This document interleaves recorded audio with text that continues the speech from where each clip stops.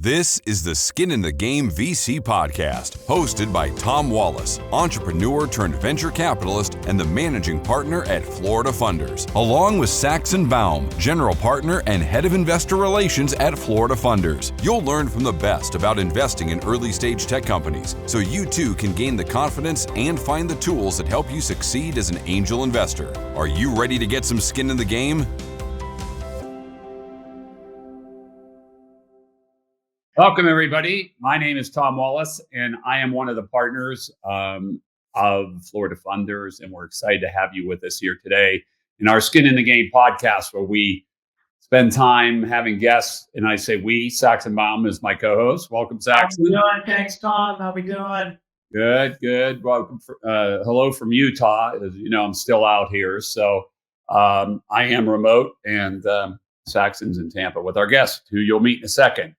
So, Skin in the Game, we like to interview founders and people involved in technology and just really interesting people. And we have an excellent, and I'm very excited for our guest today. We have four-star General Tony Thomas with us. Welcome, Tony.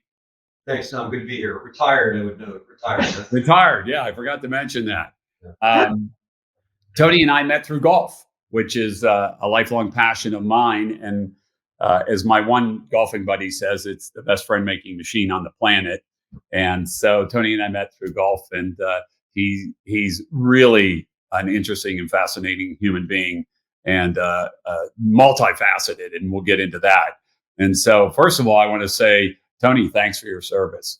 How many years were you in the military? Thanks, Tom. I did 39 years in uniform. That doesn't count 4 years at West Point. So technically, I went to West Point as a 17-year-old and retired in 2019 after 39 years of uniform service. Well, congratulations on a phenomenal career, and thanks again for your service to our country. It's so impressive. So, when did you retire? Technically, I gave up command of Special Operations Command at the end of March in 2019, and my official retirement date was 1 May. Which was significant because, as we all know, about 7 months later, the rails came off for COVID. So I was lucky to get out with a little bit of time to dip my toe in the private sector, but just not much time. How does that work, Tony, in the military world around retirement? Is that something you dictate, or is that something that is dictated for you? In my case, it's interesting. When you make the general officer ranks, they literally send in a note that says, "Congratulations, you've been selected for the next rank. For this rank. You have 3 years to up or out rather. And that's not draconian, but that's the expectation that you'll either get promoted or you'll leave of your own accord, because there's a bunch of talented people behind you. So typically, as you get on that train, it moves pretty quickly. In my case, I had culminated as a 4-star general. There were positions, or one specific position that you could go to, the chairman of the Joint Chiefs of Staff. I was not really, candidate for that. So it was time. It was a culmination of 39 years and the highest rank you can achieve. Yep. Some people get this might be a naive question, but how many 5-star generals have there ever been? I think it's 5 total. 5 total. You have Eisenhower, you have Halsey, Nimitz, Eisenhower, Bradley, and Marshall. Somebody will call me on that. There might be one more, but 2 Navy and 3 Army in World War II context rather, and none since. Actually, wow. I made it too. I'll have to check. I should be better than that, but it's 5. We're not going to fact check, John. But that's something 4-star. So impressive. So, 39 years.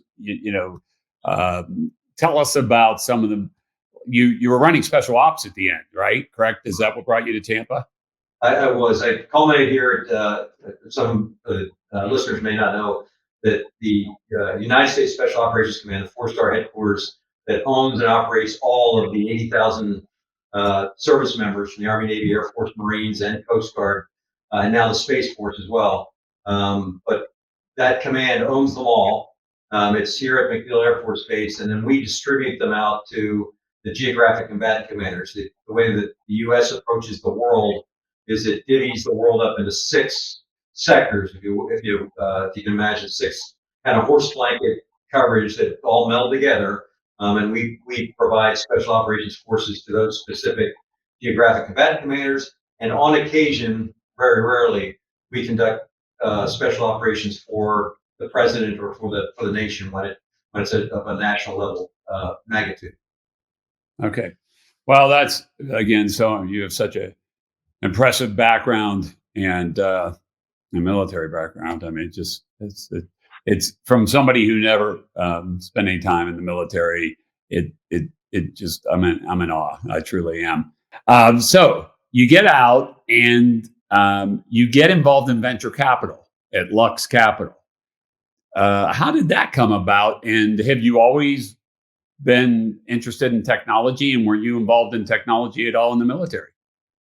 Yes, on the last. I'll go last to first. The nature of the kind of people that I work with, special operators, they're extraordinary problem solvers. I would offer they're as good as any bunch of problem solvers you can meet in the private sector, and certainly, an elite group in the DoD training. They are always into the next best tech, and so they like to ride the waves. They're insatiably curious. My challenge as a commander was to cater to their latest whim, their latest desire, their latest request, and somehow move it into a program of record that we can sustain over time. Because you just can't keep flipping, much like the challenge is now on which LLM are you going to land on, or are you wait for the next one? So I have been very inquisitive and curious about tech just as a matter of the nature of the job. And probably with some private inclinations as well. The venture piece, I didn't know I could barely spell VC when I was in the military, although I got a great opportunity to appreciate just the potency of venture as it plays back into the department, and certainly as it plays in the private sector. In my second year in command, we were effectively chasing technology around the world. We had people in the Valley, we had people in Austin and Boston and anywhere that people thought there were creative opportunities. But the operative word was we were chasing technology, and we weren't doing it very effectively. We were putting liaison officers out there and trying to bring it back home. And where I really get exposed to the potency of venture was when we flipped the paradigm. We actually brought my chief data officer, who was the very first in the Department of Defense, asked for my permission, and I was yes and hello, to bring a couple venture capital founders in under our umbrella and under our tent, as well as some lead AI folks, because we were pursuing an AI agenda.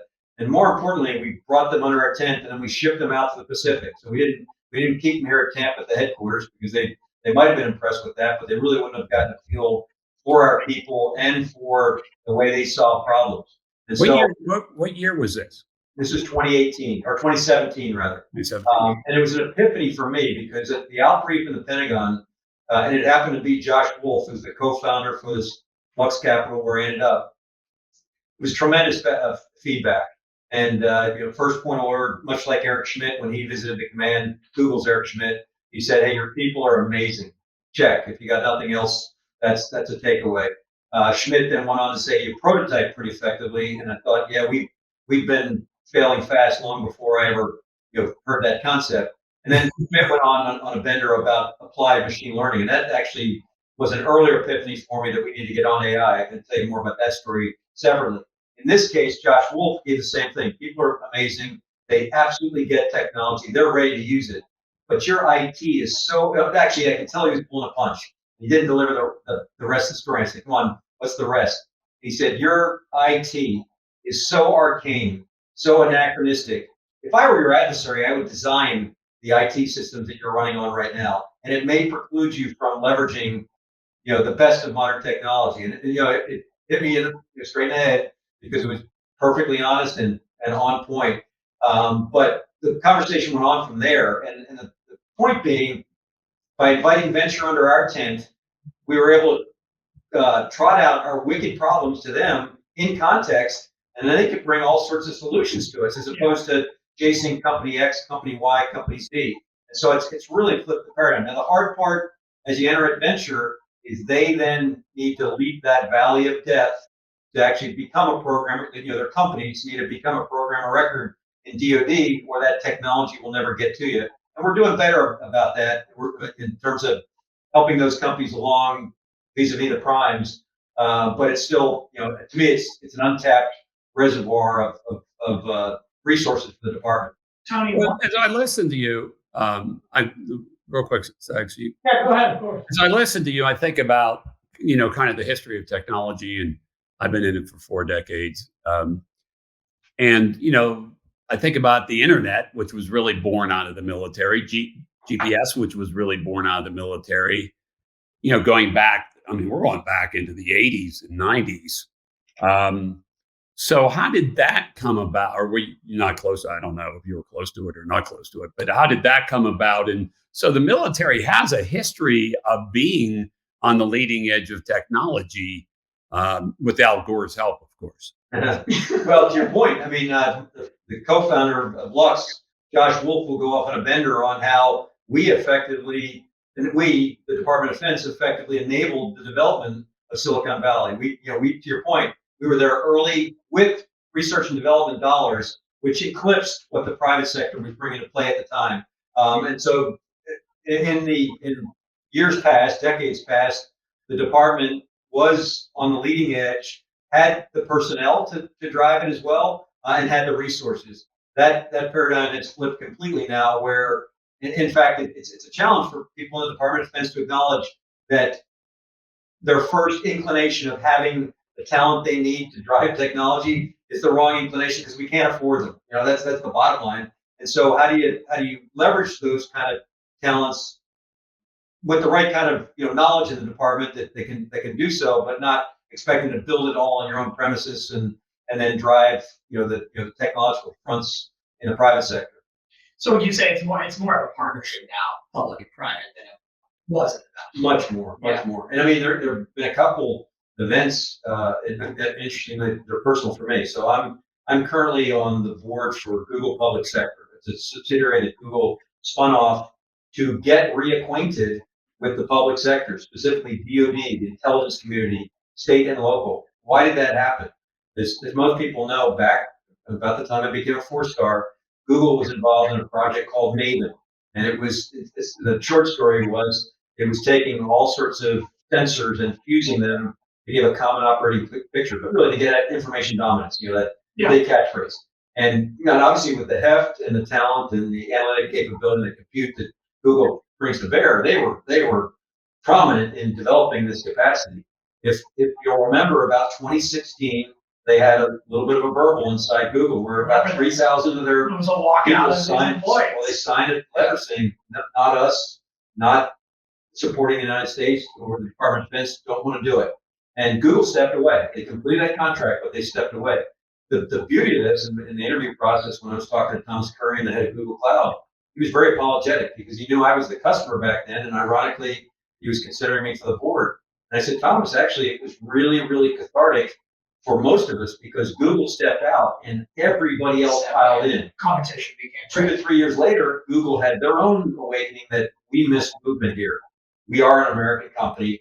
We want to be part of the Defense Department's problem solving. We're back in. And so now we're hustling to try and catch up to our competitors to provide in my opinion, Google's a national asset. It should be part of our national security system, but they're having to play catch up to try and get into it. What other major companies do you see, major tech companies, really partnering with the DoD and being a big part of your guys' technology strategy?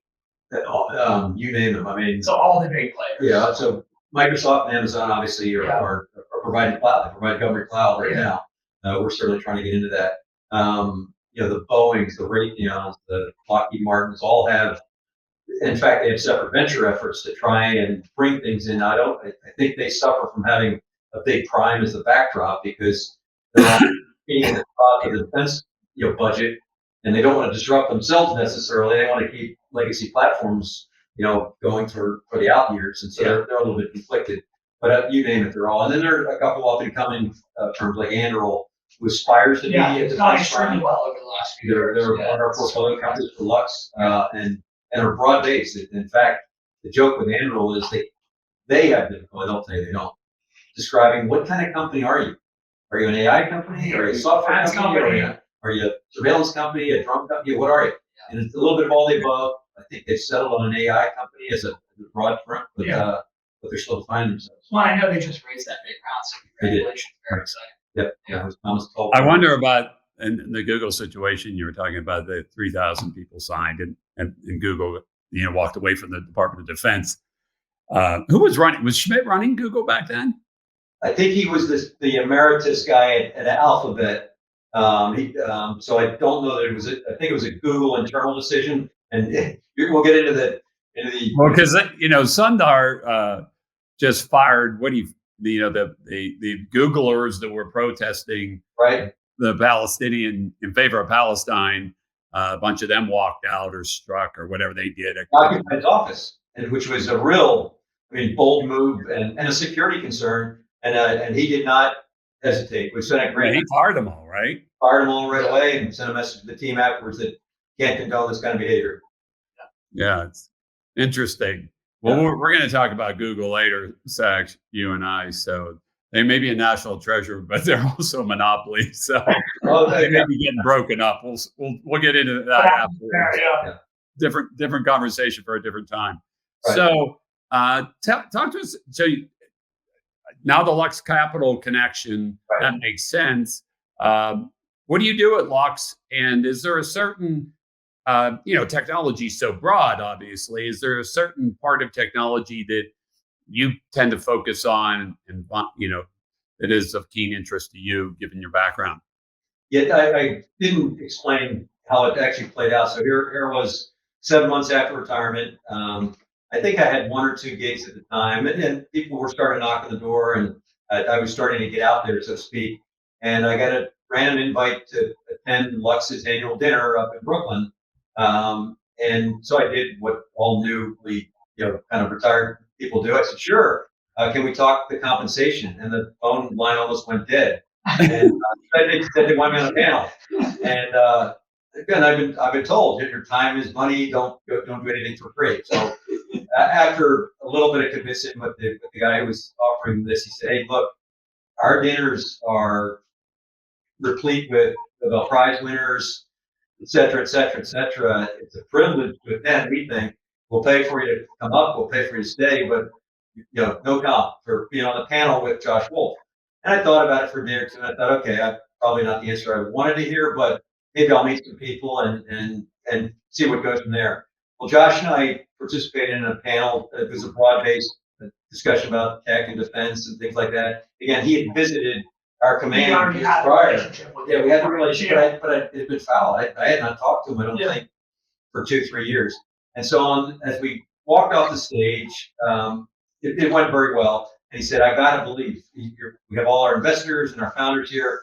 I got to believe that you'll have any number of companies coming to you to ask you to be an advisor.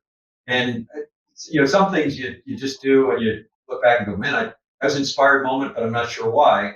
But I turned and that could happen. Again, I didn't have any work or any affiliation with them. But I said, I'd really like to learn venture. Is there any position for me here? And it was like a light bulb went off. He goes, yes, that's it. We'll make you a venture partner. Now, the joke is they never defined venture partner to me. I never came back to them to say, here's what I think it entails. But right away, and that's why I really, really treasure the relationship with the company, it was full exposure to everything they were doing. Every Monday meeting, and again, we went virtual, pretty much for the next 2 years right after that. So we would tune in every Monday for, a company update and pitches. And I was integral to all that. They had me coming in, voting on our typical approaches on the technology, the leadership, the teams, and some other variables. And I always defer on the investment amount because that's not my forte. I still don't pretend to have that expertise, but they encourage my involvement with all those discussions, and it's just played out from there. To your question on, I think the initial intent, Lux already was invested in a few DoD-related portfolio companies, Anduril, Applied Intuition, Saildrone, to name a few. And so I think they thought you'll be helpful here, but it's been so much broader than that. In fact, I work for a great company. For those who live in the Tampa area, every time you go to Amalie Arena, you'll notice there's no hands-on screening when you go to that arena. You're getting screened by a system called Evolve, which is an AI-enabled gun detection system, which is phenomenal, based out of Massachusetts. They went public via SPAC a couple of years ago, but I just happened to be the day I onboarded at Lux. The CEO Peter was sitting there right next to me, and we're talking to each other. I said, "What a righteous mission!" And at the time, ironically, it was to give you the best customer experience at a major stadium event. So no hands-on. And you just allow you watch to straight move through. through, and it's camera based, right? Yeah, unfortunately, you might imagine what our biggest vertical is now are schools with all the rash of school shootings and whatnot. But it's a great technology. It has nothing to do with defense. They thought it might come to the federal government in one way, shape, or form. But I serve as an advisor for them, and I think I've in total about 5 of the companies in our portfolio. We have 240 companies, so it's extensive. I think I mentioned to you guys, it's gone from a small venture firm. It's fascinating to watch these firms wrestle with how big is too big, how big can you still be dexterous in your approach. And I was just on our website today to actually blew myself. But we now manage $5 billion or under management, and our listing will show we invest everything from 100K to 100 million, and we've done that scaled investment. But I think it's been driven by a lot of the private equity firms that have come lower into early stage, and so companies can't just say I'm seeing early stage. They have to be a little more nimble than that. Yeah, well, we grapple with that ourselves, even though we're much smaller. We have roughly 250 million assets under management. But if you get too big, it's hard to do small deals. It's hard to do early deals. Right. And so it works for us as folks like Lux keep moving up the food chain.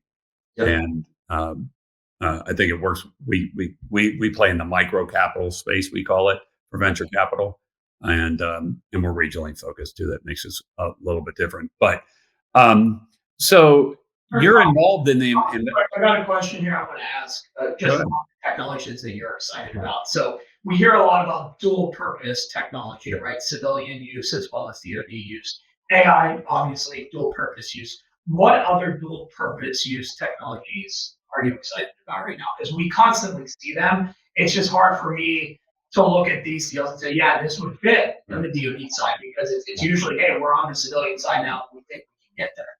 To your first point, we rarely have ever invest in anything that's not dual purpose. Okay. I mean, I can't think of one. Anduril is the huge aberration in our system, but they pay a lot of their own money, and they're not, they've been able to survive, thrive as a DoD-IC exclusive entity. Whether or not they get the private sector or not, that's up to them. But I would just draw one grouping: medical, everything medicine, from trauma to to fertility. All that is crossover to the DoD community, where they may or may not be able to avail themselves of it by normal coordination. So you think of that, you think of all aspects of communications. It's almost it almost flip it on you is, how does that not apply to DoD? Does that not apply to DoD? So it's really, if you look at it, everything could be applicable. Yeah. So I get to sit there, or they'll occasionally say, if they know, because I hit or miss some of our get-togethers, they'll say, hey, can you tune in today, especially because this one either is aspirational to go to DoD, or you see some opportunities to do that going forward. A lot now for GPS, denied GPS, which plays on both sides of the table, right? I mean, it's going to disrupt the commercial sector if that becomes a military phenomenon as well. So how do you work in a denied GPS? What is that denied GPS? What is that? Well, denied GPS environment means you're not going to go Waze or you don't have access to GPS. So you're going back old school map reading, or the technological approach is terrain recognition and other ways to identify where you are still, despite the lack of satellite connectivity, things like that. Got it. Yeah. Tom, go ahead. Sorry. No, that's okay. But as you were talking about that, makes me think of Starlink, and I wanted to ask you about that because I just finished reading Isaacson's book on Elon, and one of the things he talked about was the role that Starlink has played in the Ukrainian war. And I just wanted to get your thoughts on that, and what you think about it. Incredible enabler for them in the formative stages through to current. My biggest concern was when Elon got funky at one particular point in time and actually started controlling access. And as you're trying to run a military, that's not the time to find out that some remote owner or founder is deciding whether or not he's going to continue. Some crazy billionaire can flip a switch one way or another. So the proprietary aspect of that, and I think a lot of it was free early on, or very cheap. He even funded some of it, according to the book himself. He did. So it was his prerogative, but the aspect of him being able to pull the carpet underneath him, but it made a huge difference early on and continues to. I mean, and in fact, our DoD leveraged it as well to be able to, to be able to talk on the fly, large bandwidth. It's phenomenal. Yeah. I know you listen to the All In podcast, which Saxon and I are big fans of. And regular listener. Jason Calacanis, by the way, has been on this pod, who's the host of the All In podcast. But you and I were talking one day after golf, and you mentioned that you had reached out to, made me think of this, the Ukrainian war, that you and David Sachs, for the listeners who don't know David Sachs, he was Elon's co-founder at PayPal. He just spoke at the RNC. He's founded Craft Ventures. Yeah, he's kind of a rock star in the Valley. But you got into it with him on Twitter, if I remember the story correct. Share that with the audience. I don't even know if he knows I exist. I was fed up with his opining one day. Many may know, or if they don't, Sachs is adamantly opposed to our support to Ukraine, and it cops of an approach that we've heard since time immemorial, that we shouldn't be fighting other people's fights. That America is overextended, etc. Which again, he's more than welcome to have his opinion and prerogative on that.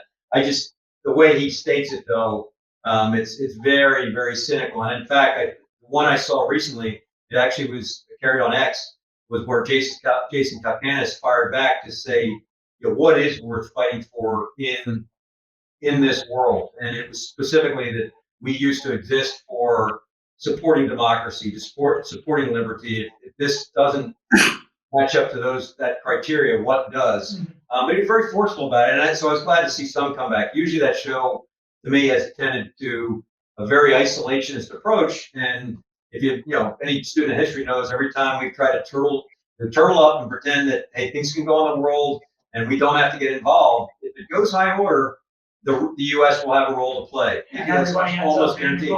And you're late to need. And you think we're paying for Ukraine's fight.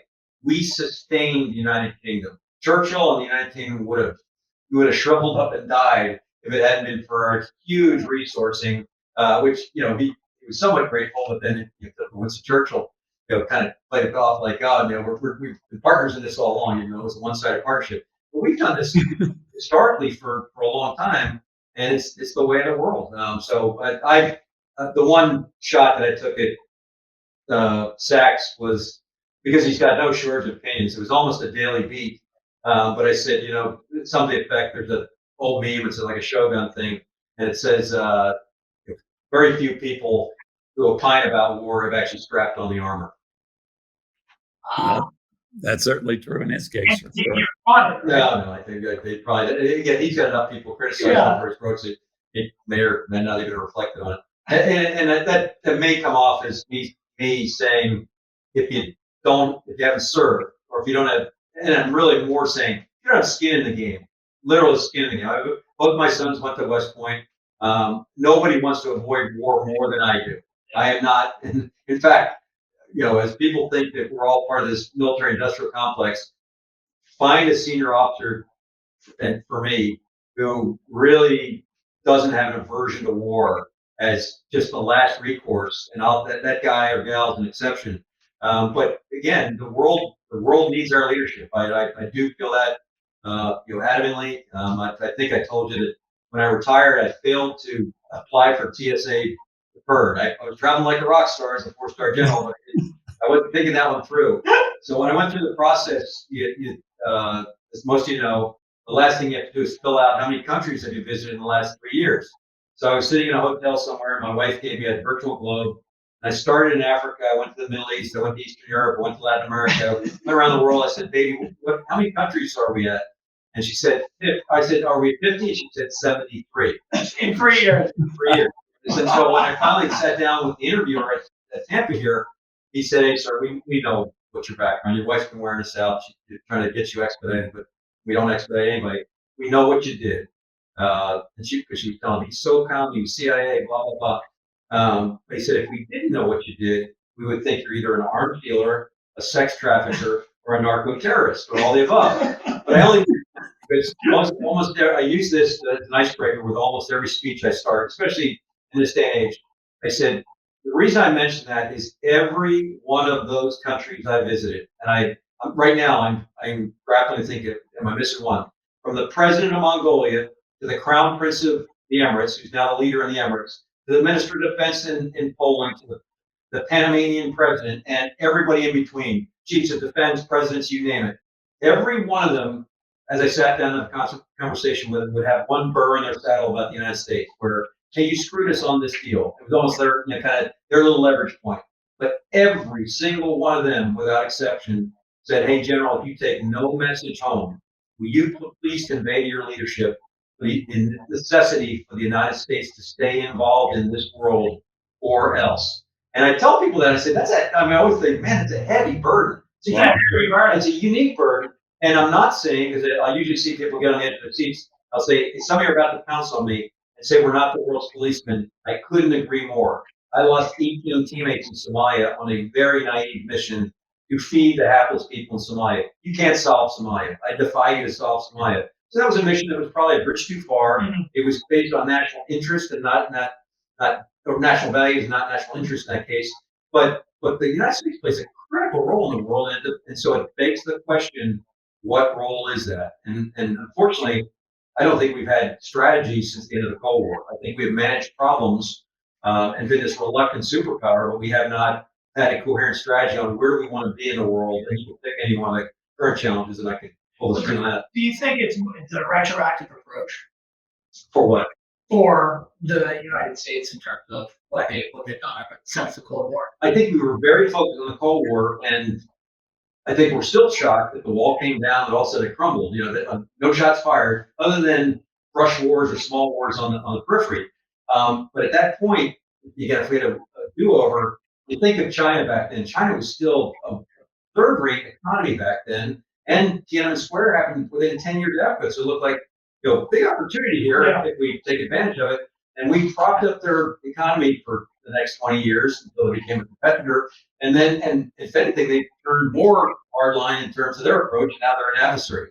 We can talk about the balance of power challenge there. I think we spiked the ball on the 1 yard line relative to Russia and left Ukraine out there. For all the people that think NATO expansion caused Russia to come out of the closet, NATO existed for just what Russia's doing right now. I mean, so it's, for Finland and Sweden to come in over this last year was huge. They were fiercely independent, and they literally said, "Can we join the club? We're more afraid of them than we are sitting on the outside." So you think of some of those opportunities 30 years ago. I was a senior at West Point when we tried to do the hostage rescue mission in Iran. We haven't had diplomatic relationships with Iran ever since. We've been adamant that they're not going to get a bomb. We've been working through proxies, the Swiss, through the Israelis. When it comes to push comes to shove. But we haven't had a strategic approach to Iran, a coherent strategic approach over several administrations. And then the one that keeps me up at night is North Korea. I mean, we said they're not going to get a bomb. Way back when I was a younger officer, they got a bomb. That was a surprise. They'll never be able to launch it. They somehow, baling wire and Band-Aid put together rocket systems able to hit the United States. When I got to SOCOM in 2016, my joke when I speak to audiences, as much to assuage them or a little bit of gallows humor, especially if it was here in Tampa, I'd say the good news is they can only reach Topeka. They can't reach us here in Tampa. And then in the fall of 2017, they did a high apogee test, and the whole intelligence community had to acknowledge that, holy crap, North Korea can now hit any place in the United States. The good news is it's only a Hiroshima-sized bomb. But what's the good news about that? Right now, what North Korea trying to do while they're enhancing their inventory, they're trying to get submarine-based launch capability. Who's selling them submarines right now? They're Russians. So this whole thing is just the most massive game of risk you can imagine, with AI and unmanned on the top. What I wanted to ask you about, General, is when you look at the future of the military and specifically warfare with robots, with AI, you look out 5 years, 10 years, will we have soldiers, or will we be fighting these wars, with robots and and in using technology. And I think maybe our biggest threat is, our power grid system and the internet. If somebody takes us down from that, that standpoint, from a security standpoint, where are we? And I'd be interested in your thoughts on all that. Huge vulnerabilities there. If there is a good news story in the terrible situation that's the war in Ukraine, and that we're talking, it's almost like it's surreal to us, but we have to acknowledge hundreds of thousands of casualties to date from Putin's 3-day special operation endeavor, and now you've got Ukraine pushing into Russia, into Kursk, and who had that on their bingo card? But it's just a terrible, terrible war ongoing that does not seem to have an end in sight, at least a predictable end. But the upside, the good news story is it is the living laboratory that's driving all the things you just talked about. So while I think people thought unmanned 5 years, it's always the 5-year out thing, right? It's 5 years out from now. And AI, 5 years out from now, it might be integral. No, it's time now and getting more robust every day. Now, this shouldn't have been an epiphany for us. I sent you an earlier interview I did about a month ago, but I was in Mosul, Iraq. I lived in Mosul, Iraq from September 2007 to December 2008.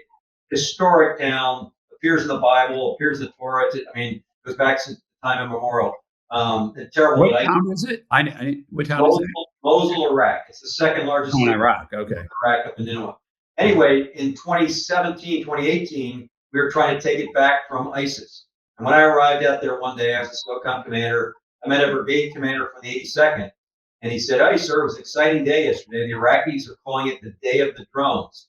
And on that day, ISIS had launched about 70-something DJI quadcopters with 40-millimeter grenades attached to their underbelly. And they would hover over your head and drop a little 40-millimeter grenade down on you. And all we had was small arms fire to deal with this threat. And ironically, we had complete air superiority at 10,000 feet and above. And arguably, ISIS had some form of superiority below that. He said, sir, in fact, at one point, the Iraqis were completely paralyzed because they had 12 drones in the air at one time, and they considered that swarming. That's not swarming. That's just that's a dozen drones in the air that are wreaking havoc on your system. But think of it. That's 2017. We came up with some high pollutant systems to mess with in terms of electronic warfare and things like that, to try and affect drones in our formations and give us some protection. But that was only the seed corn for what's going on in Ukraine every day now, where they're producing thousands of drones a day on both sides, and they're adapting every day to come at each other. And to your point, I don't know that I'd want to be an infantryman out there right now if I didn't have somebody get that thing off me. Give me some coverage, knock that thing down.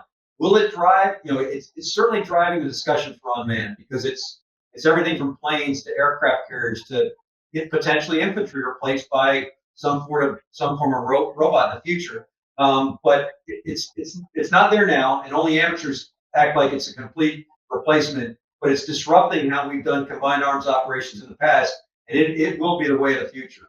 Now, some think that means we're automatically going to Skynet.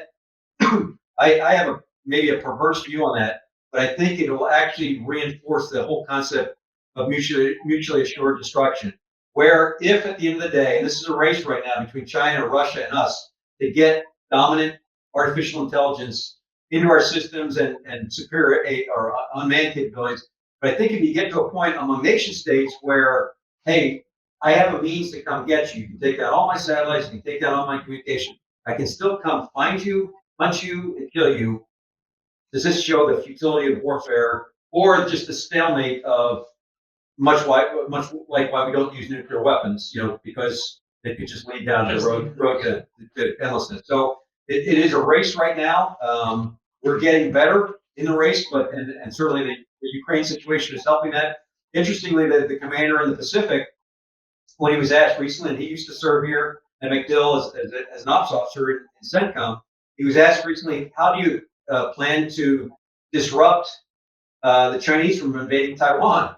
And I joked with him. He's an acquaintance. I knew him here. I went to church with him here. He said, I intend to effect a hellscape in the Sea of Taiwan.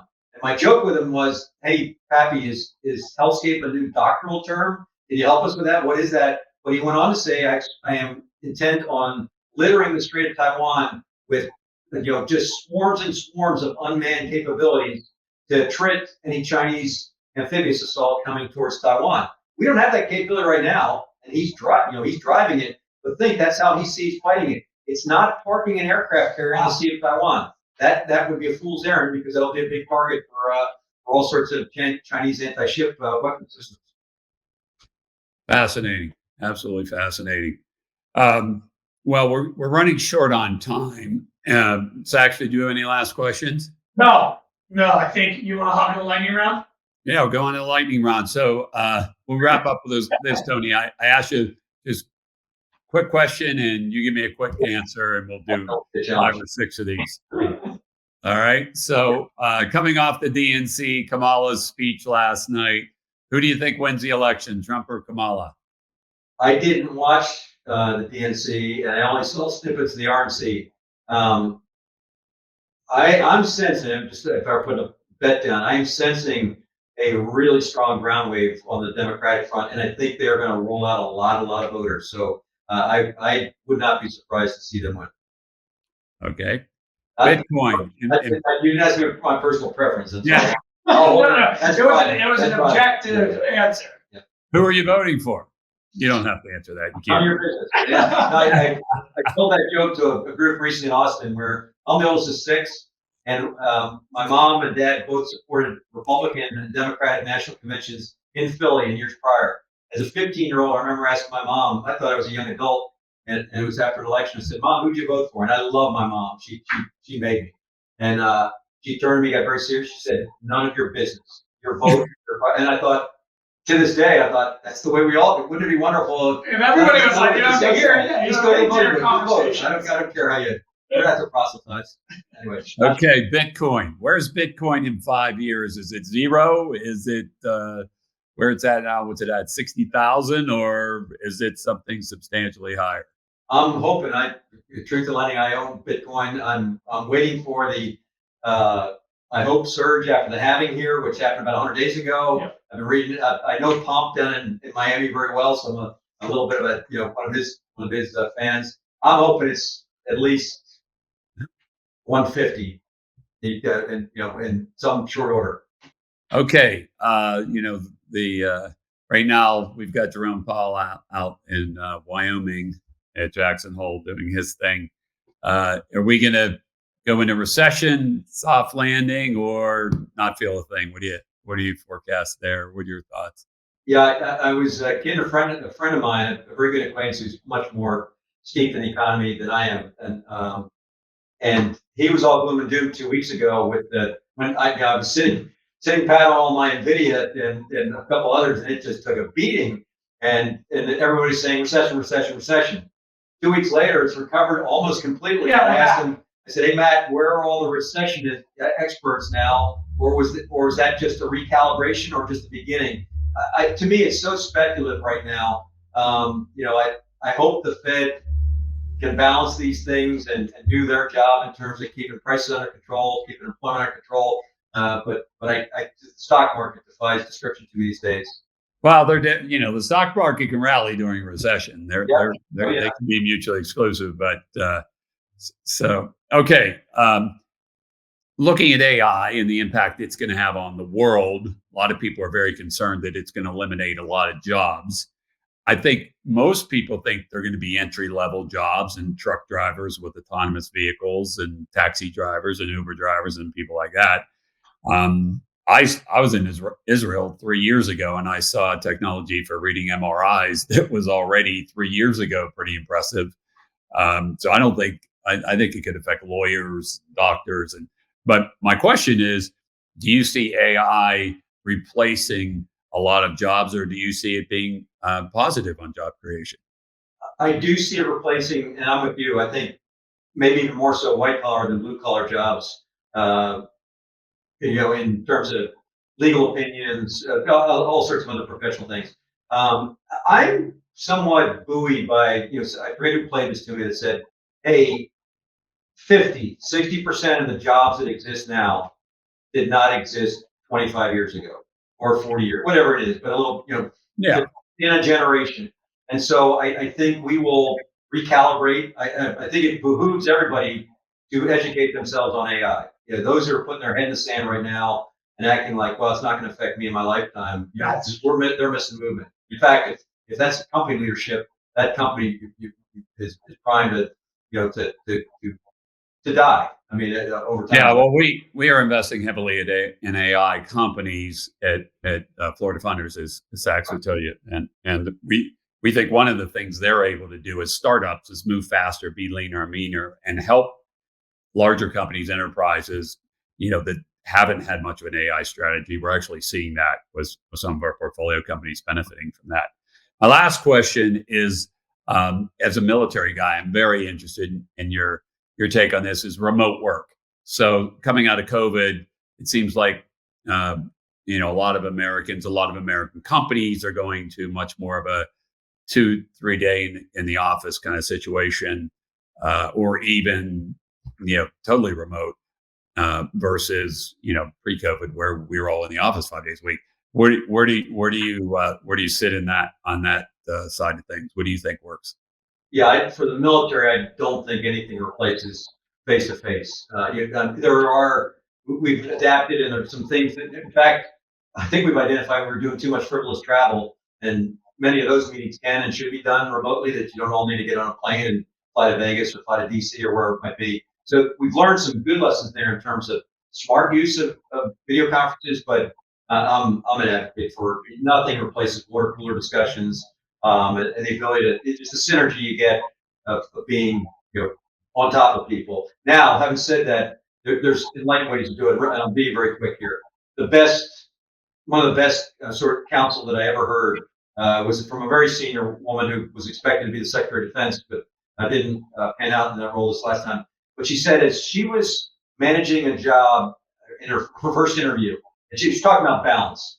And she said the interview started with her boss saying, "Hey, what's the most important thing to you on a weekly basis?" And she has a son who's now a SEAL. She has a couple daughters. He went to Annapolis, the son did. And so she said something, Johnny's baseball or Sally's volleyball or whatever it might be. And the response from her boss was, "Okay, that is non-negotiable from this point out. You are at that event every week." And she said it rocked her world because, one, it was hearing leadership that actually had some substance to it. The guy wanted to know, what makes you tick? What's important to you?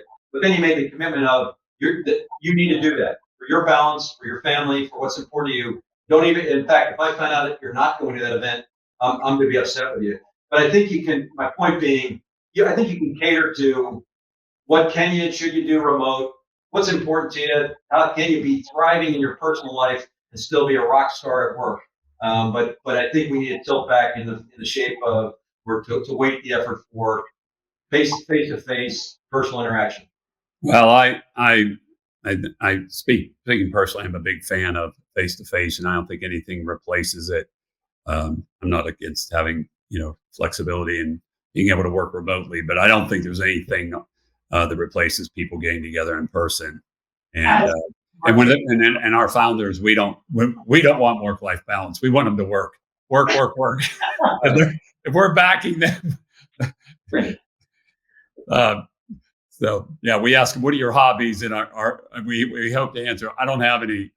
Yeah. I like to work. This company I'm starting. Yeah. A 4-star I know, as he retired, was gifted. He joined a major defense firm, and they gave him a big bag of new golf clubs. But the guy who was his boss, who was a retired 4-star, a little bit advanced him, said, "I don't know when you're ever going to use those things. You need 4 hours. You need at least 4 hours to play, right? You're never going to get that here, but they're your golf clubs." So. All right. Well, thank you, General Thomas. This has been awesome. Really appreciate your time and coming, and I'm sure our audience is going to really enjoy this. And again, thanks for your service. And Sachs? Yeah, absolutely. Thank you so much, Tony, for being here. Really appreciate it. And if everybody liked the show today, we hope that you did. Please follow us, subscribe on YouTube, follow us on Instagram, throw us a like, throw us a follow, and have a great rest of the day. And we appreciate you watching. Thanks a lot. Thanks for spending your time with Skin in the Game VC today. If you want to learn more about investing in early-stage tech like a venture capitalist, be sure to visit the Florida Funders website at floridafunders.com. Join our angel network at no cost and get access to Florida Funders VC vetted investment opportunities in the next great breakout tech companies.